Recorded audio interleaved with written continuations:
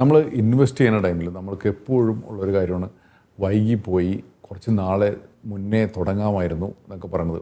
ഇനി അതല്ല, യങ്സ്റ്റേഴ്സ് ആയിട്ടുള്ള ആളുകളൊക്കെ ഇൻവെസ്റ്റ് ചെയ്യണേക്കാളും മുന്നേ നമ്മൾ നമ്മുടെ ഒരു ഇൻവെസ്റ്റ്മെൻറ്റിനെ മറ്റുള്ളവരായിട്ട് കമ്പയർ ചെയ്യും. ഇപ്പോൾ വളരെ ഒരു ഫ്രഷറായിട്ടുള്ള ആൾ തുടങ്ങിയാണ്, ആ ടൈമിൽ ആളുടെ എൽഡർ ബ്രദേഴ്സിനായിട്ട് കമ്പയർ ചെയ്യണമെങ്കിൽ ചിലപ്പോൾ അവരുടെ അടുത്ത് കുറേ കാശുണ്ടാവും. നമ്മളത് വെച്ചിട്ട് നമ്മുടെ പോർട്ട്ഫോളിയോനെ കമ്പയർ ചെയ്താൽ നമുക്ക് ഭയങ്കര ഗിൽട്ട് ഫീലിംഗ് ആയിരിക്കും. ഇനി അതല്ല, നമ്മുടെ സെയിം ഏജുള്ള ആൾക്കാരാണെങ്കിൽ നമ്മളെക്കാളും മുന്നേ ഇൻവെസ്റ്റ്മെൻറ്റ് തുടങ്ങിയിട്ടുള്ള ആൾക്കാർക്കുണ്ടാവും. അവരുടെ പോർട്ട്ഫോളിയോ ആയിട്ട് കമ്പയർ ചെയ്യണമെങ്കിൽ അവർക്ക് ഒത്തിരി നല്ല വാല്യൂവിനുള്ള ഷെയർസും മ്യൂച്വൽ ഫണ്ടൊക്കെ ഉണ്ടാവും.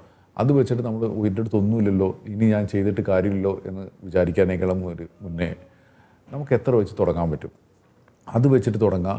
പോർട്ട്ഫോളിയോ അവരുടേത് കോപ്പി അടിക്കാതെ നമുക്ക് യുണീക്കായിട്ടുള്ളൊരു പോർട്ട്ഫോളിയോ കണ്ടെത്തുക, എന്നിട്ട് ഇൻവെസ്റ്റ് ചെയ്ത് പതുക്കെ പതുക്കെ മുന്നേറണമെന്നുണ്ടെങ്കിൽ നമുക്ക് എന്താണോ നമ്മുടെ ഫിനാൻഷ്യൽ ഗോൾ അതിനെ മാത്രം മുന്നിൽ കണ്ടിട്ട് ഒരു എക്സ്പേർട്ടിൻ്റെ സഹായത്തോടെ പോർട്ട്ഫോളിയോ സെറ്റ് ചെയ്ത് മുന്നോട്ട് പോകണമെങ്കിൽ നമുക്ക് എല്ലാവർക്കും നല്ല രീതിയിൽ പോർട്ട്ഫോളിയോ ഉണ്ടാക്കിയെടുക്കാൻ പറ്റും.